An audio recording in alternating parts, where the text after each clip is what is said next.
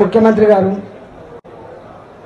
ఏదో పెద్ద మార్పు వస్తుందని చెప్పి నీకు అధికారం కట్టబెట్టిండు, పేన మీద నుంచి పూలబడ్డ అవుతుంది, ఎందుకు ఇట్లా ఆలోచిస్తున్నారు అని చెప్పి చాలాసార్లు మాట్లాడితే ఆయన ఇంకింత రెచ్చిపోయి అన్న మాట ఏంటంటే, ఎవరు చెప్పినా వినను, నేను నాకు నేనే నిర్ణయం తీసుకుంటా, పక్కా కూలగొట్టవలసిందే, మొత్తం బుల్డోజర్లు పెట్టవలసిందే, అడ్డమచ్చినోని బుల్డోజర్ కింద తొక్కవలసిందే, కూలగొట్టవలసిందే. ఇది ఆయన స్టేట్మెంట్. నేనన్నా రాజు కూడా మారు వేషంలో అప్పుడప్పుడు ప్రజలు ఏమనుకుంటారో చూసేస్తారు.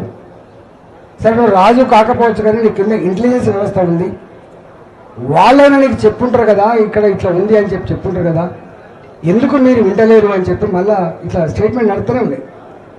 నడిస్తే ఆయన అన్నాడు, మళ్ళీ నేను ఎవరు చెప్పినా వినను అని.